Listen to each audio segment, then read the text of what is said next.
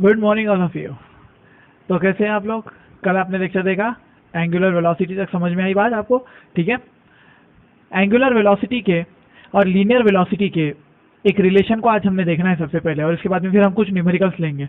तो यहाँ पे सबसे पहले समझते हैं, देखो कि लीनियर और एंगुलर वेलोसिटी बोलते किसको हैं। तो यहाँ पे हम बताएंगे कि ये हमारा वही सर्कल है जो कि हमारा पार्टिकल सर्कुलर मोशन कर रहा है एंटी क्लॉकवाइज डायरेक्शन में। वो पॉइंट ए पर था और वो पॉइंट बी पर चला गया, ठीक है। तो उसने एंगुलर डिस्प्लेसमेंट कितना किया? Delta theta. तो मैं यहाँ लिख दूं इसको कि डेल्टा थीटा जो है हमारा, ये है एंगुलर डिस्प्लेसमेंट। एंगुलर डिस्प्लेसमेंट,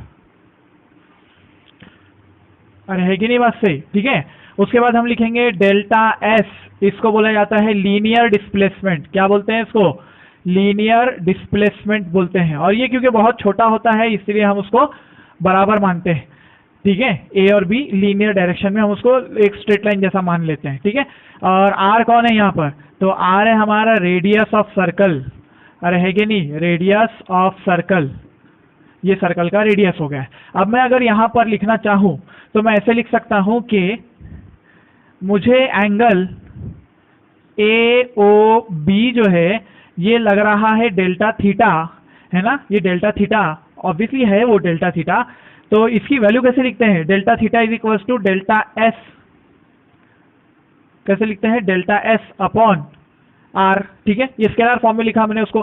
तो अगर ये डेल्टा एस बाय आर है तो मैं ऐसे लिख सकता हूं कि delta S will be equal to are into delta theta, ठीक है। ऐसे भी लिख सकते हैं। वेक्टर फॉर्म में हमने कल लिखा था इसको, वेक्टर फॉर्म में displacement is equal to delta theta cross R vector होता है, ठीक है। ये होता है, ये इसका वेक्टर फॉर्म है, ये उसका वेक्टर फॉर्म है, ये आपको पता है। अब अपने देखो कि delta S is equal to this much है, ठीक है। मैं इसको ऐसे लिख सकता हूँ डेल्टा थीटा क्रॉस आर, यानी कि वेक्टर प्रोडक्ट ऐसे लिखा हमने इसको। तो मैं बोलता हूँ एंगुलर वेलोसिटी कैसे लिख पाते हैं हम? तो एंगुलर वेलोसिटी देखो जरा, angular velocity omega is equal to, कैसे लिखे थे हमने ओमेगा को? Omega bar is equal to limit delta T tends to 0 delta S upon delta theta upon delta T. अरे सही बात है कि नहीं? ऐसे लिखे थे अपन ने इसको। ओमेगा का फॉर्मूला हमने ये लिखा था, ठीक है। Delta theta upon delta T बोल के लिखा था, ये हो गया ओमेगा का फॉर्मूला। अच्छा, बट अब एक और चीज समझते हैं, एक और चीज समझते हैं कि अगर मैं ये लिखना चाहूं कि लीनियर वेलोसिटी क्या होगी यहां पर? Linear velocity of particle, linear velocity of particle is given by linear velocity is equals to ds by dt। ये दिया जाता है हमारा लीनियर वेलोसिटी का वैल्यू। लीनियर वेलोसिटी मतलब ds by dt, या फिर आप इसको ऐसा भी लिख सकते हो, या ऐसा लिख सकते हो आप इसको। मैं वेक्टर फॉर्म में इसको फिर दोबारा से लिखता हूं, vector form is equals to limit delta T tends to 0, और मैं लिखूंगा इसके अंदर में delta S upon delta T. रहेगी नहीं? ये है हमारी लीनियर वेलोसिटी। होगी किधर? डायरेक्शन बताओ उसका। तो मैं बोलता हूं कि इसको थोड़ा सा अंदर लिख लेते हैं, ये डेल्टा एस यहां लिख लेते हैं, और ये होगी लीनियर वेलोसिटी की डायरेक्शन। ये होगी हमारी लीनियर वेलोसिटी की डायरेक्शन अलोंग टेंजेंशियल। तो हम लिखेंगे कि लीनियर वेलोसिटी कैसे होती है, हर बार देखो जरा। Linear velocity is directed tangentially। वो टेंजेंट की डायरेक्शन में होती है, हमेशा टेंजेंट की डायरेक्शन में होती है। तो अगर आप लीनियर वेलोसिटी को यहां बताना चाहते हो तो इधर आएगी लीनियर वेलोसिटी, ऐसे आ जाएगी। इस पोजीशन पे बताना चाहते हो तो नीचे की तरफ आ जाएगी, ठीक है। ऐसी हो जाती है लीनियर वेलोसिटी। और यहां बता दो फिर से एक लास्ट एक, तो ये आ जाएगी आपके पास लीनियर वेलोसिटी। तो लीनियर वेलोसिटी की डायरेक्शन देखो हर जगह बदलती रहती है। तो क्या मैं इसको ऐसे लिख पाऊंगा इस इक्वेशन को? Delta S by delta T, ये है हमारी फर्स्ट इक्वेशन, ये है फर्स्ट इक्वेशन। तो मैं लिखूंगा फ्रॉम इक्वेशन 1 हमारे पास में वैल्यू है डेल्टा एस की। तो अगर मैं डेल्टा एस की वैल्यू को यहां से आर डी थीटा, अगर मैं आर डी थीटा ये अगर वहां पे पुट कर देता हूं तो मेरे पास वैल्यू कैसे निकलेगी? देखो जरा, आर डी थीटा इसको बोल देंगे हम, इसको इक्वेशन नंबर 1 दे देते हैं, इसको 2 दे देते हैं। चलो गुड, ठीक है, इक्वेशन नंबर 1 and 2 दोनों इक्वेशन से मिलाकर क्या मैं ऐसा लिख पाऊंगा इसको, velocity is equal to limit delta T tends to 0, यहां पे डेल्टा एस है, ऊपर डेल्टा एस है, डेल्टा एस की वैल्यू कितनी है मेरे पास में, आर डी थीटा है मेरे पास में, तो मैं इसको बोल दूंगा ये हो जाएगा R into delta theta, R into delta theta, या क्रॉस प्रोडक्ट में लिखना है तो क्रॉस में लिखो आप, कोई प्रॉब्लम की बात नहीं है, ठीक है, ऐसा भी लिख सकते हो।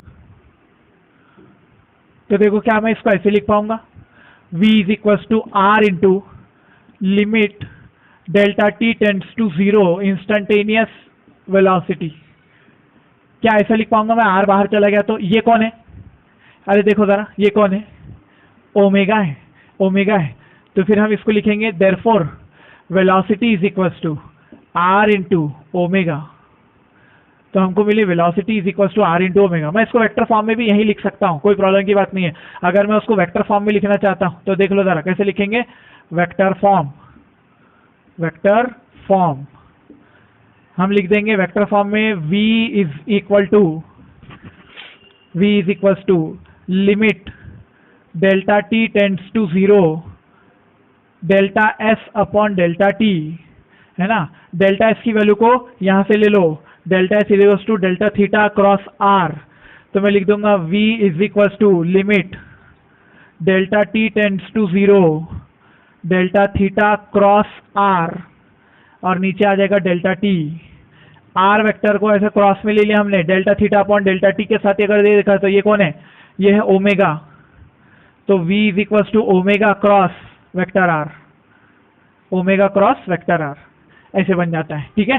तो हम क्या बोलेंगे कि delta theta upon delta T, ये इसकी लिमिट है ना, तो limit delta theta upon delta T बोले तो कौन है, ओमेगा है, इनटू क्रॉस, ये क्रॉस प्रोडक्ट है, ये क्रॉस प्रोडक्ट है, इसका मतलब क्या हो रहा है एक्चुअली कि v is equal to are omega भी लिख सकते हैं आप, देखो v is equal to are omega in magnitude और डायरेक्शन के साथ, मतलब आपको वेक्टर फॉर्म में लिखना है तो v is equal to omega cross R होना चाहिए। स्टेट बोर्ड के अंदर क्वेश्चन कैसे बनता है कि ये इक्वेशन दे देता है v is equal to omega cross R, इसको प्रूफ करके दिखाओ, तो आप क्या करेंगे, ऐसे लिखेंगे, ओमेगा की वैल्यू लिखने का पहले यहाँ पे पहले डेल्टा एस बता देने का, ठीक है, इक्वेशन 1 हो जाती है, डेल्टा एस बता दिया आपने, उसके बाद ओमेगा बताने का, फिर लीनियर वेलोसिटी लिखने का, उसको वेक्टर फॉर्म में लिख के उसके अंदर में ये वैल्यूज पुट कर देने का डायरेक्ट, यहाँ के बाद यहाँ डायरेक्ट आ जाओ और ये प्रूफ कर दो, तो v is equal to omega cross are, और अगर स्केलर फॉर्म में निकालो बोला तो ये ऐसा लिख लेने का, ठीक है, उसमें वेक्टर मत लगाओ, सिर्फ डायरेक्टली आर डी थीटा ले लो, ठीक है, ये लिखा हुआ है देखो आर डी थीटा, बस ले लो, वैल्यू प्रूफ हो जाती है, क्या बोले मैंने, वैल्यू प्रूफ हो जाती है, ठीक है, लिखो फास्ट।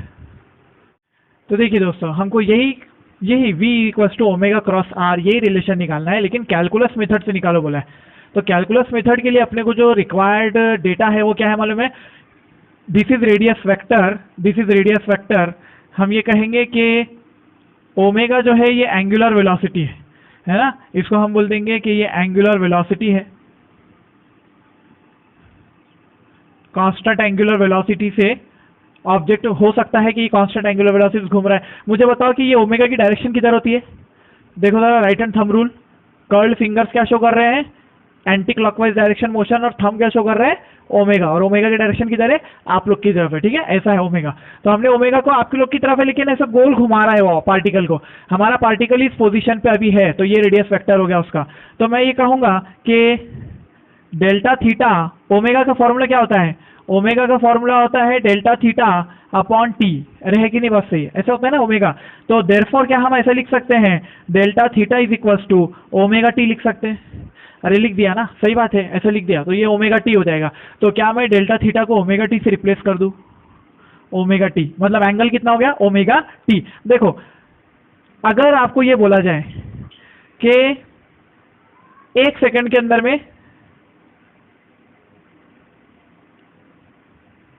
डेल्टा थीटा कितना होता है, देखो जरा डेल्टा थीटा 1 सेकंड में कितना होता है, ओमेगा के बराबर, तो टी सेकंड में कितना होगा, ओमेगा टी के बराबर, ठीक है, ऐसा जैसा भी आप समझना चाहो उसको वैसे समझ लो।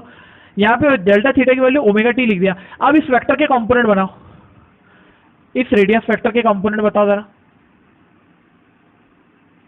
अरे है कि नहीं, ये y कंपोनेंट हो जाएगा, x कंपोनेंट हो जाएगा, इस कंपोनेंट को हम जो है rx कंपोनेंट बोल देंगे, है ना, आर एक्स कंपोनेंट, और इस कंपोनेंट को हम बोल देंगे आर वाई कंपोनेंट। ऐसे हो जाएंगे, यहाँ पे दो कंपोनेंट हो जाएंगे। इनको लिखो वाला वेक्टर आर अगर लिखना चाहूँ मैं तो मैं लिख पाऊंगा ऐसा फिगर से, फ्रॉम फिगर वेक्टर आर जो है वो बनता है आर एक्स, ये आर एक्स की जगह इसको एक्स बोलो, जाने दो, बहुत आसान कर लेते हैं, चलो आसान एक्स और वाई कंपोनेंट। तो मैं इसको बोल दूंगा ये क्या हो जाएगा, X I plus Y J, अरे है कि नहीं, X I plus Y J, ये हो जाएगा आपका आर कंपोनेंट। तो what is X is equals to but X equals to R का कॉस ओमेगा टी कंपोनेंट, है ना, इसको थीटा मानो थोड़ी देर के लिए, तो ये कंपोनेंट क्या होता है, एक्स कंपोनेंट।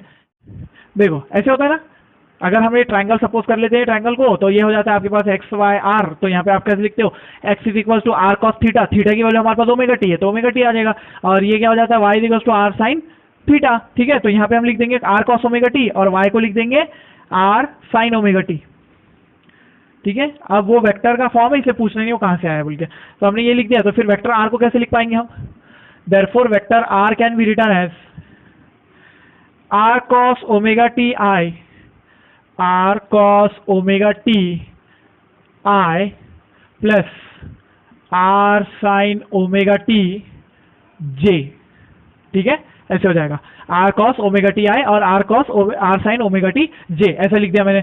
इसके बाद में एक और चीज है हमारे पास में, देखो हम ये बताते हैं कि जो ओमेगा है ये ओमेगा ऐसा है जेड डायरेक्शन में, तो हम यहाँ पे लिखेंगे as omega is perpendicular to plane X Y plane, है ना, एक्स वाई प्लेन, ये जो एक्स वाई प्लेन है इसको परपेंडिकुलर है, देखो ये ऐसा है ना, ओमेगा आपकी तरफ है एक्स वाई प्लेन में, तो हम लिखते हैं ओमेगा ऐसा है, तो ओमेगा वेक्टर कैसे लिखा जाएगा, ओमेगा के कैप, है ना, ओमेगा के कैप, के क्यों लिया, जेड डायरेक्शन में बोल के, तो ओमेगा को क्या लिया मैंने, ओमेगा के कैप, मतलब वो जेड डायरेक्शन में है, वो क्या है, जेड डायरेक्शन में है। तो बस फिर हमारे पास में आर है, ओमेगा है, तो हम क्या करते हैं यहाँ पर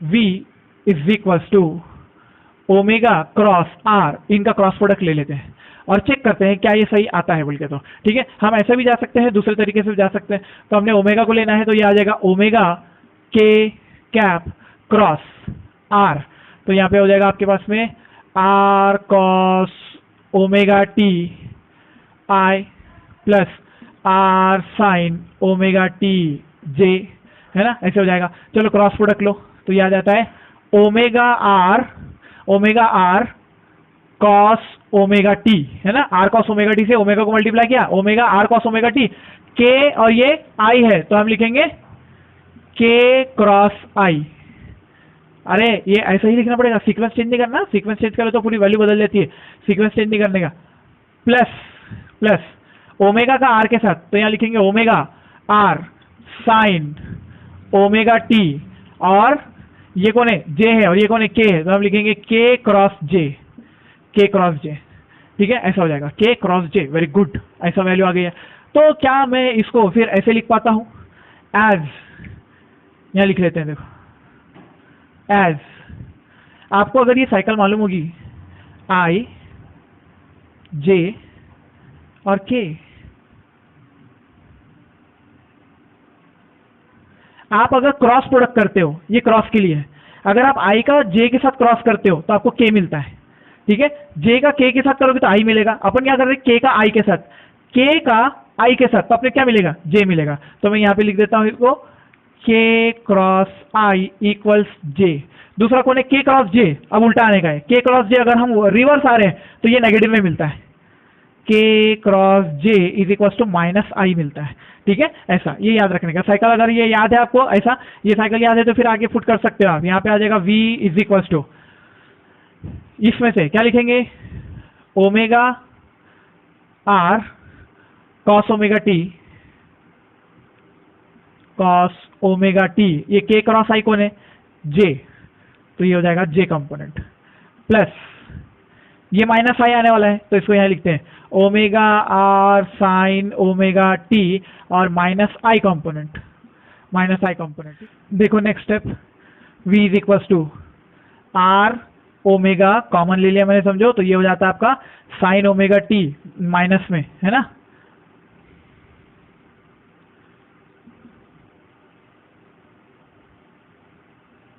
आई के साथ माइनस प्लस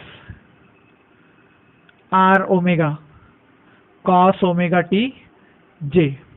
ठीक है, तो ये आपके पास में एक इक्वेशन बनी। इस इक्वेशन को इक्वेशन 1 बोल के याद रखो, इक्वेशन 1 बोल के याद रखो। अब अपने पास में एक इक्वेशन है, और कौन सी इक्वेशन है देखो, वी नो दैट, ऐसा लिखो क्या, वी नो दैट, देखो we know that v is equal to d r by d T.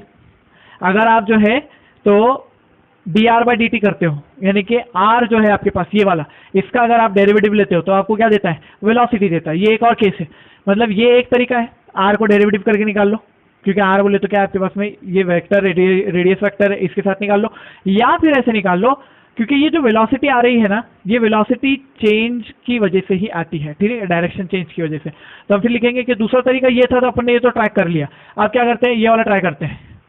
तो हमको इधर की जरूरत पड़ने वाली है, यहाँ पे इसको ऐसे लिख देंगे,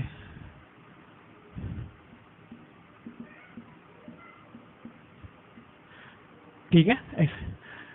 अब देखो जरा क्या लिखो, derivative v, v is the derivative, v is equal to derivative with respect to time, किसका, इसका, r cos omega t i plus r sin omega t j, है कि नहीं, ऐसा। इसका डेरिवेटिव निकालना है, तो इसका डेरिवेटिव कैसे हो जाता है, देखो इसका डेरिवेटिव हो जाएगा r cos ओमेगा टी का derivative minus sine omega t, minus sine omega t into omega t का डेरिवेटिव ओमेगा, ठीक है, और ये आ जाएगा i plus r sine omega t का डेरिवेटिव होता है आर कॉस ओमेगा टी का डेरिवेटिव ओमेगा इंटू जे, ठीक है, ऐसे आ जाएगी वैल्यू। तो मैं ऐसा लिख सकता हूं, velocity is equal to minus r omega sine omega t i plus r omega cos omega t j. अरे तो देखा देखा दिख रहा है कहीं, तो ये देखो minus r omega sine omega t i, minus r omega sine omega t i plus r omega cos omega t j plus r omega cos omega t j. Very good. तो हम बोल सकते हैं इक्वेशन 1 फ्रॉम 1 एंड 2, इसको 2 equation बोल दो, second equation, दोनों का RHS सेम है, ठीक है, RHS सेम है। तो मैं बोलता हूं कि यहाँ पे क्या है, इसके LHS में क्या है, ओमेगा क्रॉस आर है, इसका भी वैल्यू क्या है, ओमेगा क्रॉस आर, ठीक है, ओमेगा क्रॉस आर। एक्चुअली हमने v is equal to omega cross r लिया था, ओमेगा क्रॉस आर इसका LHS है और RHS ये है, इसका LHS v है और ये RHS है। देयरफॉर फ्रॉम 1 and 2 हम ऐसे लिख सकते हैं कि v is equal to omega cross r, v is equal to omega cross r, ठीक है। स्केलर फॉर्म में आप आर ओमेगा लिख सकते हो, बट वेक्टर फॉर्म में आपको ओमेगा क्रॉस आर ही लिखना पड़ेगा। क्यों, कहा जाता है ये, देखो जरा डायरेक्शन देखो, ये है आपका सर्कुलर मोशन का डायरेक्शन, देखो ये है ओमेगा और ये कौन है, रेडियस वेक्टर। तो v किधर रहता, v इधर आएगा कहीं पे भी, ये आएगा v, ठीक है, ऐसा आता है वो, 3 डायमेंशनल है, 3 डायमेंशनल ऐसा है। अगर आप ऐसा सर्कल ड्रॉ करते हो तो v किधर आएगा, इधर आएगा, यहाँ पे ये आएगा लीनियर डायरेक्शन में v। तो मतलब देखो v कैसा है, ये v का डायरेक्शन है, linear velocity in the plane of the circle, in the plane of the circle. ऐसा r किधर है, ये वाला r है, ये r हुआ, और इसको अगर ये यहाँ पे v बताते हो तो v इसका यहाँ पे ऐसा जाता है, इसके v को आप यहाँ शो कर सकते हो, ठीक है, ऐसे शो कर दिया आपने। तो आप अलग अलग पोजीशन पे उसको शो कर सकते हो, वैसी कोई प्रॉब्लम है नहीं, ठीक है, अलग अलग पोजीशन पे शो करो, इसको यहाँ पे v को शो किया, ये है r, ओमेगा किधर है, इधर, यानी कि तीनों एक दूसरे पर कैसे हैं, म्यूचुअली परपेंडिकुलर, ठीक है, ये तीनों एक दूसरे पर म्यूचुअली परपेंडिकुलर है, ये है ओमेगा, ये है r और ये कौन है, v, ठीक है, ये तीनों एक दूसरे पर म्यूचुअली परपेंडिकुलर है। अगर मैं बोलता हूं कि v का r के साथ एंगल 90, r का ओमेगा का r के साथ एंगल 90, अब आप बोलोगे सर ये एंगल 90 नहीं दिख रहा, अरे सोच ऐसी डिस्क है वो, ऐसी, ये है आपका ओमेगा, ठीक है, ये सर्कल है, समझ, ये है v अभी, ठीक है, ये v है, ये ओमेगा दिख रहा है आपको, ये ब्लैक वाला ओमेगा है हमारा और रेड वाला हमारी लीनियर वेलोसिटी है, और जो मेरे फिंगर से वो क्या है, रेडियस वेक्टर है, ठीक है, इस तरह से ये एक्चुअल रिलेशन ऐसा है इनका, थ्री डायमेंशन, ठीक है, समझा अभी, ये 3 डायमेंशन है। तो एक्चुअली फिर ये क्या हमारे लॉ को पूरा कर रहा है क्या, आर ओमेगा वाला, ओमेगा क्रॉस आर। तो देख सबसे पहले क्या लेंगे हम, ओमेगा की डायरेक्शन ऐसी ले लेंगे, ये किसकी डायरेक्शन होगी, आर की, और इसको कर दे, ये किसकी, वी की होगी।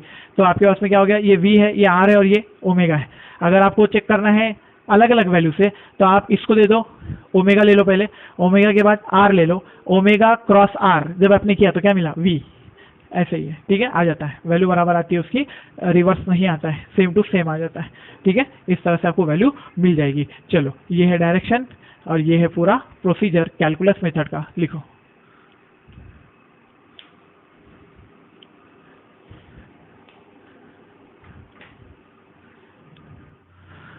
देखो अब हमको क्या करना है, कुछ स्टैंडर्ड वैल्यूज कैलकुलेट करना है, क्योंकि अब तो हम तक बहुत सारे फॉर्मूले पहुंच चुके हैं। तो चलो फिर देखते हैं हम कि स्टैंडर्ड वैल्यूज हम किसकी निकालने वाले और कैसे निकालने वाले हैं। मतलब कि हम रोटेशन की बात करते हैं कि ओमेगा क्या होता है, we know that omega is equals to, formula क्या है ओमेगा का, बताओ जरा। ओमेगा का फॉर्मूला है omega is equals to d theta by d t या थीटा बाई टी, है ना, ऐसा लिखूं क्या, ठीक है, ये फाइनाइट वैल्यू है ना उसकी, थीटा बाई टी। अच्छा, तो मेरे पास में यहाँ से थीटा का फॉर्मूला क्या आ रहा, ओमेगा टी, है ना, थीटा का फॉर्मूला आ रहा है omega t. We know that as omega equals to 2 pi upon capital T, है कि नहीं, ऐसी भी तो बात है। तो फिर ये वाली क्या हो जाएगी वैल्यू, थीटा का फॉर्मूला हो जाएगा 2 pi upon capital t into छोटू टी, अरे है कि नहीं बात सही, ऐसे हो जाएगा ना। ये किसकी वैल्यू है, इसमें यहाँ पे टी कौन है, तो हम लिखते हैं यहाँ पर टी जो है ये है आपका टाइम पीरियड, ठीक है, ये है टाइम पीरियड। आप ऐसा भी लिख सकते हो, टाइम पीरियड ऑफ रोटेशन वगैरह जो भी आएगा, रेवोल्यूशन या रोटेशन जो भी आएगा उसका। या फिर मैं इस फॉर्मूले को ऐसा भी लिख सकता हूँ कि थीटा इज इक्वल टू 2 पाई और टी की जगह पे 1 अपॉन टी की जगह पे आ जाता है एन और ये आ जाएगा टी, ठीक है। तो इस तरह के मेरे पास में ये 2 स्टैंडर्ड फॉर्मूले हुए थीटा कैलकुलेट करने के। तो फिर मैं यहाँ से बोल सकता हूँ इसको कि एन क्या है मेरे पास में, तो मैं बोलूँगा एन जो है ये है फ्रीक्वेंसी ऑफ रेवोल्यूशन या रोटेशन, ठीक है, या रोटेशन, ठीक है, डिवाइड बाय नहीं है वो बता रहा है कि रेवोल्यूशन है या रोटेशन है। अच्छा, मेरे पास में ये एक फॉर्मूला भी है, उसके बाद में मेरे पास है ओमेगा का एक और फॉर्मूला भी वेलोसिटी के साथ मिला, क्या मिला मुझे, also v is equals to are omega, ये फॉर्मूला मिला। यानी मैं ऐसा भी लिख सकता हूँ r into 2 pi upon capital T, अरे है कि नहीं, ऐसा भी लिख सकता हूँ। या फिर मैं ऐसा भी लिख सकता हूँ कि v is equals to r into 2 pi n, है ना, ये भी लिख सकते हैं अपन, 2 पाई बाई टी भी लिख सकते हैं, 2 पाई n लिख सकते हैं, वेलोसिटी का रिलेशन। तो हमारे पास में ये कुछ फॉर्मूले आते जा रहे हैं कि 1 बाई टी, यानी कि 1 बाई टी जो है आपका, उसको आपने फ्रीक्वेंसी बोला है, ऐसा है केस, ठीक है। तो आपको ये समझ में आ रहा है। तो फिर मैं क्या करता हूँ, कुछ स्टैंडर्ड केसेस कैलकुलेट कर लेते हैं। Number one hour hand of a clock, minute hand of a clock, second hand of a clock, ये स्टैंडर्ड केसेस है। तो चलो हम देखते हैं कि सबसे पहले देखते हैं कि hour hand of a clock, hour hand of clock, clock के आवर हैंड की बात हो रही है, इसका टाइम पीरियड बताओ जल्दी से। तो हम लिखते हैं उसका time period capital T is equal to capital T, time period is equal to hour hand of a clock, घंटे वाला जो कांटा होता है वो कितनी देर में एक चक्कर पूरा करेगा, उसको टाइम पीरियड बोलते हैं ना। एक चक्कर कितनी देर में पूरा करेगा, तो मैं कहूंगा कि वो 12 घंटे में पूरा करेगा, है कि नहीं बात सही, 12 आवर्स में, है ना, 12 घंटे में घूम के आता है ना, 24 नहीं होते, 12 घंटे में एक बार घूम के आ जाता है वापस पूरा। तो वो उसको एक पूरा चक्कर करने के लिए, क्योंकि वो भी सर्कुलर मोशन में, उसके एंगुलर स्पीड हमको निकालना है अभी, तो हम बोल रहे हैं कि वो अगर ऐसा पूरा एक चक्कर कंप्लीट कर रहा है 12 से 12 पर वापस आ रहा है तो उसको 12 घंटे लगते हैं। 12 घंटे को टाइम पीरियड में बताओ, सेकंड्स में बताओ, तो हम लिखेंगे 12 घंटे इंटू 60 मिनट, तो ये हो गया मिनट में, इंटू और 60 एक बार कर दो तो ये हो गया सेकंड्स में, ठीक है, ये हो जाएगा सेकंड में वैल्यू उसकी, ठीक है, ये वैल्यू हो जाएगी उसकी सेकंड में। इसको ऐसे रहने देते हैं। और अब हम क्या करते हैं, ओमेगा कैलकुलेट करते हैं। तो हमारी एंगुलर स्पीड कितनी होगी इस कांटे की, तो angular speed omega is equal to 2 pi upon capital T होती है, 2 पाई बाय कैपिटल टी। तो वैल्यूज कैलकुलेट करते हैं, कितनी हो जाएगी देखो, omega of hour hand of a clock is equal to 2 pi 2 into 3.14 divided by, नीचे वैल्यू कैसी आ जाएगी, 12 इंटू 60 इंटू 60, तो यहाँ पे लिख देंगे 12 इंटू 60 इंटू 60, ठीक है, ऐसी वैल्यू आ गई है, तो आपको अगर कट करना है तो 2 से इसको कट कर दो, 6 आ जाता है नीचे, और यहाँ पे आ जाएगी आपके पास में 3.14 डिवाइडेड बाय 6 इंटू 60 इंटू 60, यानी कि 3600 इंटू 6, 3600 इंटू 6, 1.45 इंटू 10⁻⁻⁴ रेडियन पर सेकेंड। ये हमारे पास में वैल्यू निकली है hour hand of a clock के लिए, ठीक है, hour hand of a clock. दूसरा minute hand of a clock, minute hand, इसका टाइम पीरियड कितना होता है बोलो? इसका टाइम पीरियड होता है 60 मिनट, यानी कि 60 इंटू 60 सेकेंड्स, ठीक है, ऐसे हो जाता है। तो फिर हम कैसे लिखेंगे इसका? Omega of minute hand of a clock is equal to 2 pi upon capital T, यानी कि 2 इंटू 3.14 डिवाइडेड बाय 3600। देखो ये है minute hand of a clock के लिए। तो इस तरह से सेकेंड हैंड आप निकाल सकते हो ना। Therefore second hand of a clock के लिए अगर मैं लिखना चाहूं तो कितना लिखूंगा मैं? 2 pi upon 60 seconds, just 60 second है ना आपका टाइम पीरियड। इसका टाइम पीरियड कितना है? 2 पाई अपॉन 60। तो ये है वैल्यू हमारे पास में ओमेगा एस, यानी कि second hand of a clock की ओमेगा कितना है? ये फिक्स वैल्यूज है, ये वैल्यूज फिक्स है, ये आपको स्टैंडर्ड है। आप अगर याद कर लेते हो तो अच्छी बात है, याद नहीं करते हो तो भी अपने कैलकुलेशन में लाना ही है इसको। तो आप अगर याद कर लेते हो तो वेल एंड गुड, अगर याद नहीं कर पाए तो कोई प्रॉब्लम नहीं, ठीक है, उसको अपन बार बार फॉर्मूले में रखते जाएंगे। तो ये हो गया आपका second hand of a clock 0.105, यानी कि आप इसको बोल सकते हो 0.1, यानी कि 1.05 इंटू 10⁻⁻1। ये कितना हो जाएगा? 1.74 इंटू 10⁻³ और ये हो जाएगा 1.45 इंटू 10⁻⁴।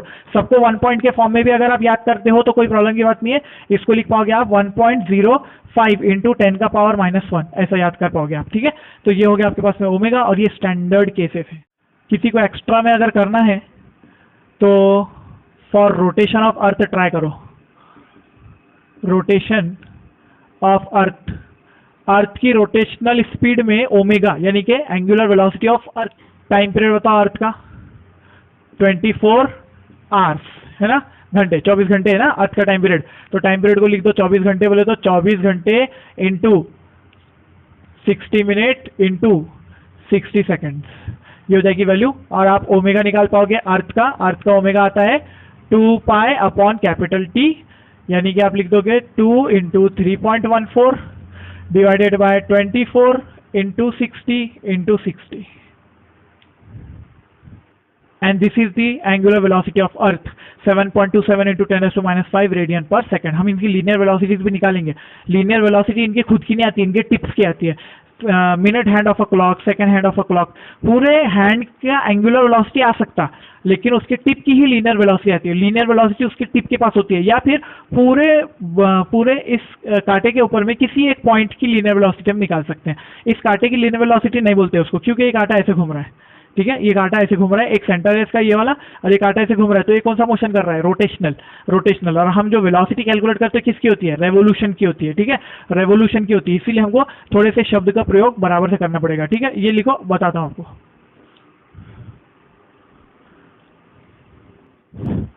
अब देखो लीनियर स्पीड का कैसे होता है फंडा। अभी अपन ने निकाला था ओमेगा, ठीक है, तो ओमेगा बोले तो एंगुलर स्पीड थी। अब लीनियर स्पीड के बारे में क्वेश्चन कैसे आता है कि कुछ ना कुछ लेंथ दी जाएगी।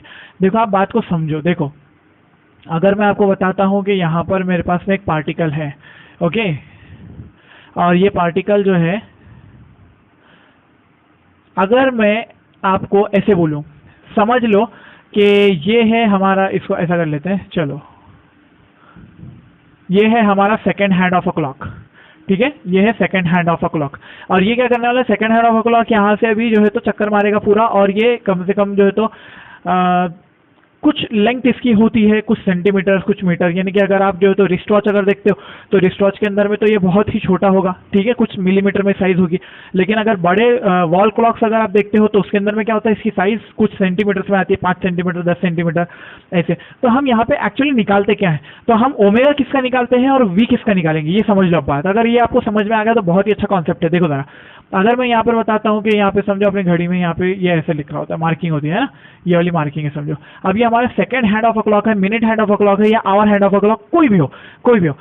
हम ये देखते हैं कि इस हैंड की ओमेगा की जब बात होगी तो हम बात कर रहे होंगे angular velocity of hand of clock. कोई भी हैंड हो सकता है वो, ठीक है, हैंड ऑफ क्लॉक। तो ये बात हो रही है ओमेगा। ओमेगा इसकी खुद की, ये पूरे की, देखो ये ऐसा पूरा कंप्लीट, ये पूरा ऐसा गोल घूम रहा है, इसके पूरे का ओमेगा बोलते हैं, उसको रोटेशन का होता है वो। और जब हम लीनियर वेलोसिटी की बात करेंगे तो इसकी लीनियर वेलोसिटी इधर आएगी, देखो ये पोजीशन पे इसकी लीनियर वेलोसिटी इधर रहेगी। अगर वो नीचे वाली पोजीशन पे आता है तो लीनियर वेलोसिटी इधर होगी, उसके बाद यहाँ जाता है तो इसकी लीनियर वेलोसिटी इधर होगी, यहाँ पे आता है तो लीनियर वेलोसिटी इधर होगी, ठीक है। इसकी लीनियर वेलोसिटी होती है किसकी, अब देखो जरा, लीनियर वेलोसिटी, यहाँ लिखता हूं मैं, linear velocity of tip of hand of clock. बस ये important, that is the important point is tip. Linear velocity tip की होती है, या फिर ऐसा समझ लो आप कि ये पूरा हैंड है हमारा, इसके ऊपर में ये पॉइंट आपको दे दिया, यहाँ पे यहाँ एक पॉइंट दे दिया, इसकी लीनियर वेलोसिटी हो सकती है, इसकी लीनियर वेलोसिटी हो सकती है, इसकी लीनियर वेलोसिटी हो सकती है। टिप की लीनियर वेलोसिटी है, बीच में अगर कोई एक पॉइंट दे दिया हाफ डिस्टेंस पर, उसकी भी लीनियर वेलोसिटी हो सकती है। लेकिन समझने वाली बात यह है कि पूरे हैंड की लीनियर वेलोसिटी नहीं बोलते उसको, ठीक है, ऐसा नहीं बोलते। जैसे कि फैन घूम रहा है समझो, तो फैन के रोटेशन में आप क्या करोगे, फैन ब्लेड जो है ना, फैन ब्लेड ऐसी घूम रही है, ठीक है, ये फैन ब्लेड घूम रही है, तो इसकी एंगुलर वेलोसिटी बोलेंगे आप इसको। लेकिन अगर आपको टिप, अगर हम पूछें, ये लीनियर वेलोसिटी हम पूछे, तो आपको क्या बोलना पड़ेगा, tip of blade of fan, fan blade की टिप, या फिर फैन ब्लेड के मिड पॉइंट पर एक पॉइंट है, उसकी लीनियर वेलोसिटी। लीनियर वेलोसिटी हमेशा किसी एक पॉइंट की होती है जो कि सेंटर से कुछ दूरी पर होता है, ये बात को समझ लो, ठीक है। लीनियर वेलोसिटी जब हम लिखेंगे लीनियर वेलोसिटी, तो हम उसको बोलेंगे एंगुलर वेलोसिटी ऑब्जेक्ट की हो सकती है क्योंकि वो रोटेट कर रहा है, ठीक है। लेकिन अगर उसका डिस्टेंस 0 हो जाए तो उसकी लीनियर वेलोसिटी 0 हो जाएगी। मतलब अगर मैं यहां पर एक ऐसा हैंड बनाता हूं, देखो जरा, ये है एक्सिस ऑफ रोटेशन, और ये हमारा, ये कोई तो भी हैंड है, मिनट हैंड, सेकंड हैंड, कोई तो भी हैंड है ये, और ये क्या घूम रहा है, ये ऐसा चक्कर लगा रहा है समझो, या क्लॉकवाइज से तो नीचे से ऐसा चक्कर लगा रहा है। तो मैं क्या बोलूंगा, ओमेगा इसका खुद का होता है, ओमेगा इसका खुद का है। लेकिन अगर वेलोसिटी की बात होगी तो लीनियर वेलोसिटी इस पॉइंट की हो सकती है, इस पॉइंट की लीनियर वेलोसिटी को v1 ले लो, इस पॉइंट की लीनियर वेलोसिटी को v2 ले लो, और इस पॉइंट की लीनियर वेलोसिटी टिप की जो है इसको v3 ले लो। तो मैं बोलूंगा कि v = r ओमेगा होता है। ये है उसका सेंटर, यानी कि एक्सिस है, ये है axis of rotation. Axis of rotation से दूरी इसकी r1, इसकी r2, इसकी r3, तो जिसकी जितनी ज्यादा दूरी होगी, ओमेगा तो सबका सेम है ना, ओमेगा इन सबका सेम है, तो मैं लिखूंगा यहाँ पे कि ओमेगा सेम, ओमेगा सेम, और तो वेलोसिटी क्या पे डिपेंड कर रही है फिर, therefore velocity is directly proportional to radius, velocity directly proportional to radius, जिसका रेडियस ज्यादा उसकी लीनियर वेलोसिटी ज्यादा होगी। तो फिर मैं यहाँ पे लिख पाऊंगा कि लीनियर वेलोसिटी v1 जो है ये कम है v2 से, और ये कम है v3 से। समझे आप बात को। इसीलिए अगर मैं साइकिल स्पोक की बात करता हूँ, अगर ऐसा ले लोगे, साइकिल का स्पोक है पूरा, साइकिल की स्पोक्स यानी कि पूरा रिम है साइकिल का, एक साइकिल के टायर को जो स्टील रिंग होता है ना, उसको रिम बोलते हैं, RIM, रिम। वो रिम को ऐसे जो है, तो पहले स्टिक्स आते थे स्टील के, ठीक है, स्टेनलेस स्टील के जो है तो स्टिक्स आते हैं, उनको स्पोक बोला जाता है, SPOKE। स्पोक्स जो होते हैं, इनके ऊपर जो सेंटर वाला पॉइंट है उसकी लीनियर वेलोसिटी 0 होगी। स्पोक के ऊपर आप जितना ऊपर जाओगे उसकी लीनियर वेलोसिटी बढ़ती जाएगी। सबसे ज्यादा लीनियर वेलोसिटी टिप वाले की होगी, जो रिम पर आता है, ठीक है, उसकी लीनियर वेलोसिटी सबसे ज्यादा होती है। ये पॉइंट अपने को अच्छे से समझ में आया अभी, ठीक है। तो मैं यहाँ पे निकालता हूं number one, if length of second hand is 10 centimeter, find v। बस, इससे ज्यादा कुछ नहीं देगा इसके अंदर। लेंथ ऑफ सेकंड हैंड कितना ले लो बोला, 10 सेंटीमीटर। ये बड़ी घड़ी होगी कोई तो भी, है ना, अजंता क्लॉक्स वगैरह कुछ तो भी लिखी होती है ना अपने पास में आती है, तो वैसी बड़ी क्लॉक होगी कोई तो भी, जिसका जो है तो 10 सेंटीमीटर का उसका सेकंड वाला काटा है, सेकंड का काटा उसका 10 सेकंड का है, 10 सेंटीमीटर का है। तो मैं कैसे लिखूंगा, linear velocity is equals to r into omega. तो मैं यहाँ पे लिख पाऊंगा r की वैल्यू कितनी है, 10 सेंटीमीटर, सेंटीमीटर को मीटर करके लिख दो, और ओमेगा की वैल्यू आपने जो सेकंड वाली लिए थे पिछले केस में वो निकाल लो। अगर नहीं याद नहीं रही तो क्या कर लोगे, 2 पाई बाय कैपिटल टी कितना है, 60 सेकंड। इसका टाइम पीरियड कितना होता है, 60। ये पहले निकाल चुके, इसलिए मैंने इसको डायरेक्ट लिख दिया, ठीक है। तो ये वैल्यू आई थी 0.105, है ना। तो ये आ जाएगा आपका 10 into 0.105, that is equal to 1.05 into 10⁻⁻²। 1.05 into 10 का पावर ये -2 जैसे को वैसे यहाँ पे 10 का पावर -2, ठीक है। ये हो जाएगा आपके पास में लीनियर वेलोसिटी, यानी ये हो गया उसका मीटर पर सेकंड। 10 का पावर -2 के मतलब क्या होता है, v is equal to 1.05 centimetre per second, ऐसा भी लिख सकते हैं ना अपन, है ना। Linear velocity centimetre per second, इसको 10⁻², है मीटर को सेंटीमीटर बनाना है तो क्या करते हैं, 100 से मल्टीप्लाई करते हैं, मल्टीप्लाई में 100, ये कैंसिल हो गया तो बचा कौन, 1.05 सेंटीमीटर पर सेकंड, ठीक है। ऐसे निकाला आपने। एक और एग्जांपल बता देता हूँ, जस्ट ऐसा कर लो कि linear velocity of body on surface of earth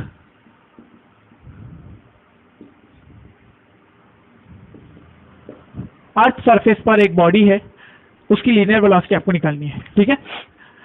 earth surface के अर्थ के रेडियस पर किसी भी पॉइंट की निकाल सकते हैं आप, लेकिन मेरे को रेडियस पे नहीं सरफेस पे बोला है, तो मैं रेडियस ऑफ अर्थ क्या लेता हूँ, रेडियस ऑफ अर्थ होता है 6400 किलोमीटर, है ना। 6400 किलोमीटर होता है, आपको मालूम होगा तो अच्छी बात है, नहीं मालूम है तो लिख लो।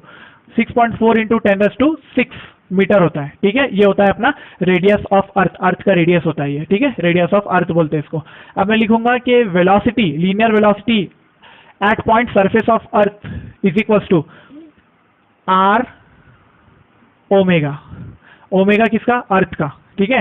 तो आर की वैल्यू कितनी, 6.4 इंटू 10 का पावर 6 इंटू ओमेगा अपने लिखे थे, कितना आया था 7 पॉइंट कुछ तो वैल्यू आई थी ना उसकी, ऐसे लिख लो, जाने दो, याद नहीं है तो ऐसे लिख लेने का, 2π/24 इंटू 3600, है ना, 60 इंटू 60, 24 घंटे है ना, 24 घंटे को सेकंड में कर दो, तो ये का वैल्यू 6.4 इंटू 10⁶, ये हो गया आर ई का वैल्यू, रेडियस ऑफ अर्थ, ये उसका ओमेगा कैलकुलेट किया तो 4.65 इंटू 10⁻² आता है वैल्यू, यानी कि 465 मीटर पर सेकंड, है ना। 465 मीटर पर सेकंड बहुत ज्यादा होता है, बहुत ज्यादा, यानी कि 1674 किलोमीटर पर आवर होता है। इसको 18/5 से मल्टीप्लाई करो तो किलोमीटर पर आवर में आ जाते हो, ठीक है।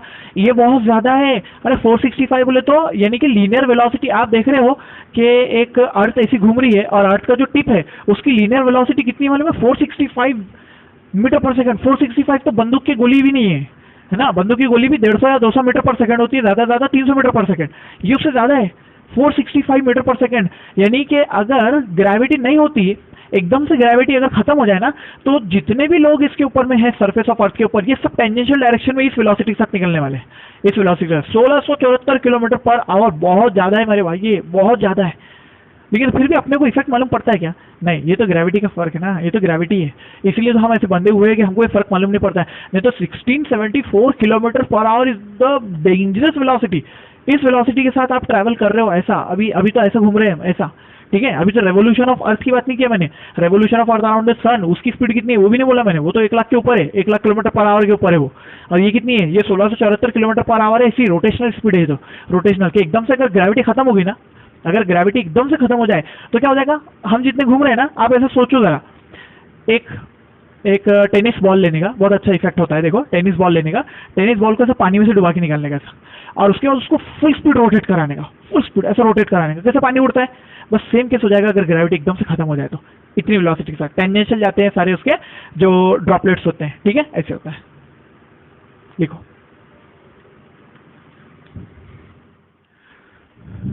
अब देखो स्टैंडर्ड केस में एक और केस देख लेते हैं, इसके बाद में न्यूमेरिकल आसान हो जाएंगे हमारे लिए थोड़े से, ठीक है।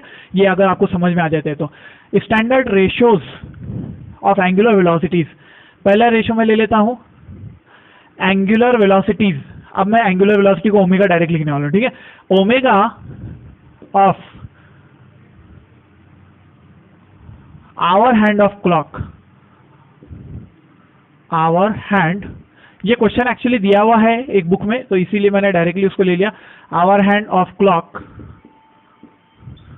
To omega of minute hand of clock, minute hand, hour hand का मिनट हैंड के साथ में रेशियो क्या होगा, ठीक है, ओमेगा यानी कि उनके एंगुलर वेलोसिटीज का रेशियो। तो हम लिखते हैं यहां पर, ऐसे लिखेंगे, omega for hour hand of clock is equal to 2π/T, और कैपिटल टी कितना है उसका, आवर हैंड का 12 इंटू 60 इंटू 60, है ना। ये टाइम पीरियड पूरा लिख देने का, टाइम पीरियड पूरा लिख देने का, ठीक है। मेनली अगर मैं आपको ऐसे बताऊं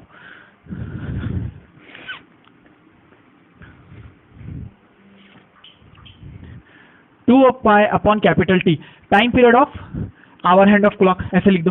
उसके बाद में लिखो मिनट हैंड ऑफ क्लॉक, उसके लिए लिखो 2 pi upon time period of minute hand, ठीक है। तो 2 पाई तो कांस्टेंट है, तो हम क्या बोलेंगे, omega is inversely proportional to, ऐसा लिख सकते हैं ना, omega is inversely proportional to time period बोल के, तो है ना, omega is inversely proportional to time period. तो देयरफॉर क्या कर लेंगे यहाँ पर, हमको क्या चाहिए, hour hand to minute hand चाहिए, तो हम क्या करेंगे यहाँ पे, hour hand upon minute hand is equal to, hour hand के लिए नीचे जाएगी वैल्यू और मिनट के लिए ऊपर आएगी, टी इनवर्स रिलेशन है ना, इनवर्स है, इनवर्स है, इसलिए यहाँ पे क्या आ जाएगा, टी एम ऊपर आ जाएगा और टी एच नीचे चला जाएगा। टी एम इसका टाइम पीरियड बोलो मिनट हैंड का 60 मिनट है ना, मिनट हैंड 60 मिनट में एक चक्कर पूरा करता है इंटू 60 सेकंड के साथ, और आवर हैंड कितने में करता है, 12 इंटू 60, ठीक है। तो ये दोनों भी कैंसिल हो गए यहाँ से और 1/12 बचा। तो आपके पास में hour hand to minute hand का रेशो आया है, मिनट हैंड का रेशो आया है 1/12, ठीक है, ऐसा आ गया hour hand to minute hand. उसके बाद में आपको पूछा जाएगा, दूसरा हो सकता है hour hand to second hand of clock, second hand, और तीसरा हो सकता है सेकंड टू मिनट, ऐसा हो सकता है। तो इसको भी निकाल लेंगे, तो हम कैसे लिखेंगे, hour hand upon second hand is equal to time of second hand upon time period of hour hand. ये कितना निकलता है, 60 अपॉन, ये कितना निकलता है, 12 इंटू 60 इंटू 60, ठीक है। तो ये वैल्यू बन जाएगी 1/720, है ना, 1/720। तो hour hand upon second hand is equal to 1/720, है ना, ऐसी रेशो आ जाएगा। ये रेशोज है ना, रेशोज है, ठीक है। और तीसरा आ सकता है आपका minute to second, omega minute और ओमेगा सेकंड्स। तो आप लिख सकते हो omega minute upon omega second is equal to minute की वैल्यू, टाइम पीरियड ऑफ ऊपर सेकंड हैंड आएगा, नीचे मिनट हैंड आएगा। Time period of second hand is 60 upon minute hand is 60 into 60, cancel हो गया 1/60। तो minute hand to second hand is equal to 1/60, याद रखो, ठीक है। अरे सही है कि नहीं, है ना, ऐसे हो जाता है। और एक लास्ट ले लो, जो कि एक और ये सीईटी में आया हुआ है, omega of earth to omega of hour hand of clock, omega of earth to omega of hour hand of clock, कैसे लिखेंगे, omega of earth upon omega of hour hand is equal to time of hour hand upon time of earth, time period of hour hand upon time period of earth. Time period of hour hand कितना है, 12 घंटे, इसको घंटे में लिख दो ना सिर्फ, 12 आवर्स, और अर्थ का कितना है 24 आवर्स। तो वैल्यू कितनी बनी,